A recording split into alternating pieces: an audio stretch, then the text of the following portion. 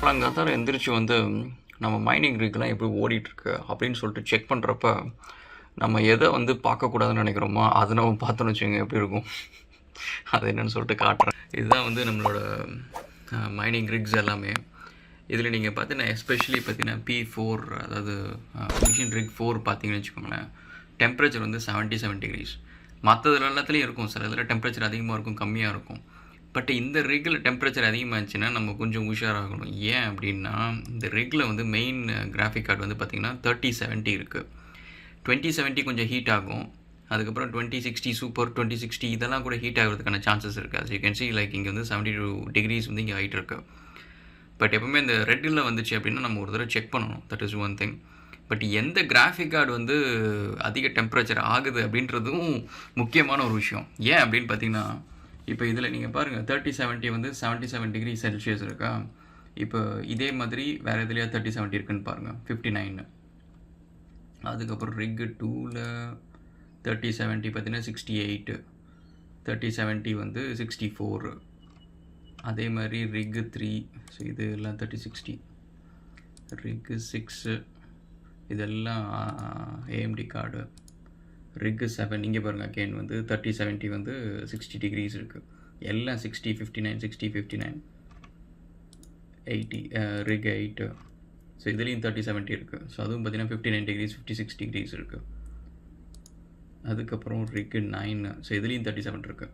So இங்கே 57, இங்கே 57. 3060ஐயும் கிட்டத்தட்ட சிமிலர் தான். சிப்செட் சைஸ் எல்லாமே சிமிலர் தான்.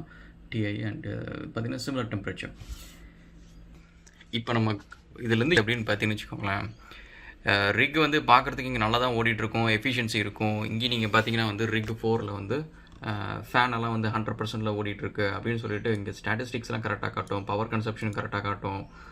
பட் என்ன தான் பிரச்சனை, அது ஃபுல்லாக ஹை டெம்பரேச்சர் அப்படின்னு நீங்கள் பார்த்தீங்கன்னா இங்கேருந்து பார்த்தா நம்மளுக்கு தெரியாது. நம்ம அங்கே போய் ஆக்சுவல் ரிக்கில் வந்து என்ன பிரச்சனை அப்படின்னு சொல்லிட்டு நம்ம அங்கே போய் பார்ப்போம். So we will get an idea. அதை போய் செக் பண்ணுவோம். ஓகே, இதான் நம்ம ரிக் ரூமு. இந்த மிஷினில் தான் நம்மளுக்கு பிரச்சனை. இதில் என்ன பிரச்சனை அப்படின்னு சொல்லிட்டு பார்ப்போம். ஸோ இப்போ இந்த 3070 எதுன்னு பார்த்தீங்க அப்படின்னா வந்து இதெல்லாம் 2060 சூப்பர், 2060 இதெல்லாம். ஸோ 3070ன்றவர் வந்து இவர். ஸோ இந்த ரிக். ஸோ இதில் என்னன்னு பார்த்தீங்கன்னா 2 ஃபேன் இருக்குது.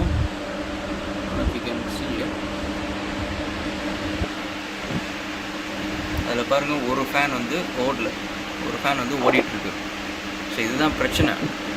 சரி, இதை ஓட்டி விடுவோமே அப்படின்னு சொல்லிட்டு கையில் வச்சு அதை கொஞ்சம் தள்ளி விட்டோன்னு வச்சுக்கோங்களேன், ஓடும்.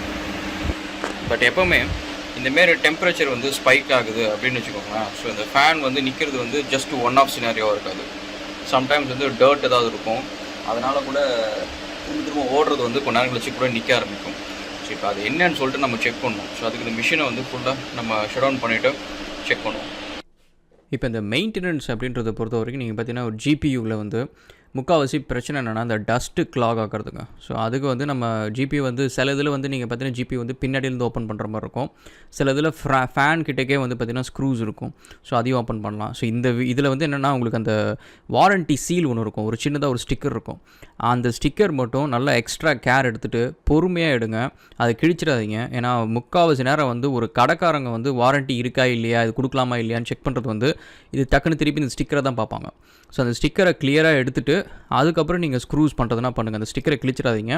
அண்ட் ஏன்னா வாரண்ட்டி கிளைம் பண்ண முடியாது. That's a thing. இது நீங்கள் பார்த்தீங்கன்னா வந்து டைம் ராட் வீடியோ. ஆக்சுவலி இது வந்து ஃபாஸ்ட் ஃபார்வர்ட் பண்ணி உங்களுக்கு இவ்வளோ நேரம் காட்டுறேன். நான் அவ்வளோ பொறுமையாக அதில் பண்ணுவேன். ஏன்னா ஒரு காலத்தில் வந்து இந்த கம்ப்யூட்டர்லாம் அசம்பிள் பண்ணுறப்ப நீங்கள் பார்த்தீங்கன்னா இதெல்லாம் அனுபவங்கள், சின்ன சின்ன மிஸ்டேக்ஸு. அதுக்கப்புறம் பார்த்திங்கன்னா கையில் காசை போட்டு மதர் போர்டு வாங்குறது, ப்ராசர் வாங்குறது, அந்த மாதிரி ஏதாவது ஒரு விஷயத்தில் நம்ம வேஸ்ட் பண்ணியிருப்போம். ஸோ அதனால் லேர்ன் பண்ணுது. ஓகே, ஸோ இப்போ என்னென்னா வந்து இதில் வந்து 2 விஷயம் நீங்கள் பண்ணலாம். ஜென்ரலாக வந்து உங்களுக்கு ஹீட்டிங் இஷ்யூ இருக்குது அப்படின்னா 2 விஷயம். ஒன்று வந்து உள்ளார வந்து பேஸ்ட் இருக்கும், தெர்மல் பேஸ்ட் இருக்கும். ஸோ அந்த பேஸ்ட் வந்து சம்டைம்ஸ் வந்து எரோட் ஆகிருக்கும், ரொம்ப நாள் ஆச்சு அப்படின்னா அதை நீங்கள் பண்ணணும். அது வந்து மோஸ்ட் கேசஸ் வந்து ஒரு 2 இயர்ஸ், 1.5 இயர்ஸ், 2 இயர்ஸ் அந்த பீரியட்லேருந்து நீங்கள் வந்து you can replace the thermal paste. So that will be worthwhile. And இன்னொன்று வந்து ஃபேன்ஸில் வந்து கிளாக் ஆகிறது, டஸ்ட் வந்து கிளாக் ஆகிறது. அப்படின்ற ஒரு விஷயம்.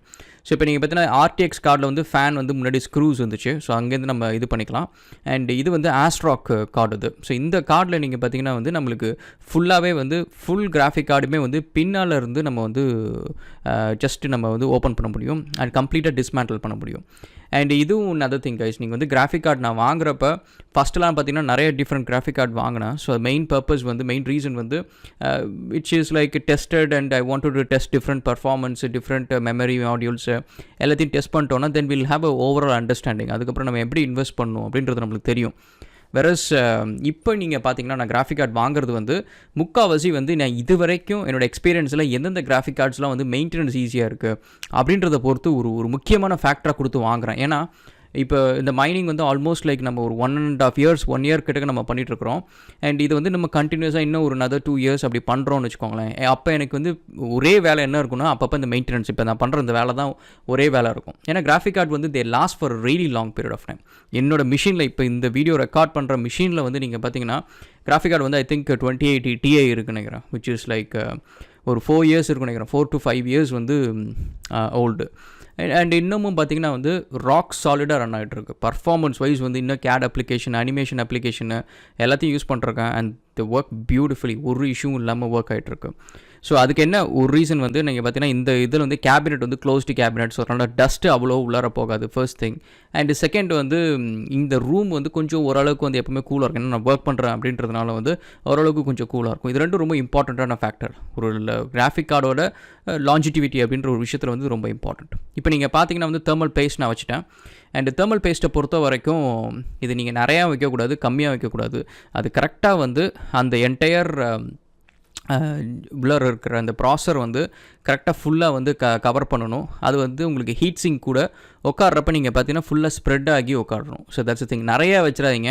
அண்ட் another திங் வந்து நீங்கள் லோ காஸ்ட் தெர்மல் பேஸ்ட்டும் வாங்காதீங்க. லோ காஸ்ட் தெர்மல் பேஸ்ட் நீங்கள் வாங்கினீங்க என்ன ஆகும்னா அதில் வந்து நீங்கள் ரொம்ப நாள் யூஸ் பண்ணாமல் வச்சுருப்பீங்க. ஸோ அப்போ என்ன ஆகும்னா அது உள்ளார இருக்கிற அந்த மெட்டீரியல்ஸ் வந்து செட்டில் டவுன் ஆகிடும். செட்டில்மெண்ட் ஆகிட்டு அதுக்கப்புறம் மேலே பார்த்தீங்கன்னா தண்ணி மாதிரி இருக்கும், கீழே செட்டில்மெண்ட் இருக்கும். நீங்கள் அது சரியாக நீங்கள் வந்து கலக்கிட்டு அதை யூஸ் பண்ணல அப்படின்னா வந்து நீங்கள் வெறுமனையாக ஒரு லிக்விட் மட்டும் நீங்கள் வைப்பீங்க, அது இமீடியட்டாக காஞ்சிரும். ஸோ தெர்மல் பேஸ்ட்டே அது உள்ளார போகாது. ஸோ இது வந்து எப்போவுமே வந்து பெஸ்ட்டு தெர்மல் பேஸ்ட்னா you go for any branded ones. ரொம்ப பெரிய டிஃப்ரென்ஸே இருக்காது காஸ்ட் வைஸ். நீங்கள் பார்த்தீங்கன்னா அன்பிராண்டட் வந்து சும்மா வந்து சீப்பாக லோக்கலில் விற்பாங்க, நம்மளுக்கு வந்து ரொம்ப கம்மியாக இருக்கிற மாதிரி இருக்கும். பட் ஈவன் பிராண்டடும் பார்த்தீங்கன்னா வந்து it's not very expensive guys. So என்னோட சஜஷன் வந்து எப்போவுமே ஒரு நல்ல டீசெண்டான பிராண்டாக போங்க. ஏன்னா இது நீங்கள் அடிக்கடி செய்கிற வேலை இல்லை. அண்ட் ஆல்சோ இது ரொம்ப கம்மி தான் தேவைப்படும். நீங்கள் வந்து இப்போ நான் வச்சுருக்கிற அந்த டியூப் வந்து இதை வச்சு ஆல்மோஸ்ட் ஒரு 10-15 கிராஃபிக் கார்டுக்கு வந்து நான் தெர்மல் பேஸ்ட் வந்து மாற்ற முடியும். ஸோ அந்தளவுக்கு வந்து it can do it. Okay, so இப்போ நீங்கள் பார்த்தீங்கன்னா நம்ம வந்து ஃபேன்ஸ் எல்லாம் க்ளீன் பண்ணி வச்சு உள்ளார வந்து அந்தளவுக்கு டஸ்ட் இல்லை. அண்ட் இப்போ கொஞ்ச நேரம் ரன் பண்ண விட்ருக்கோம். ஸோ இப்போ வந்து ரன் ஆகுது.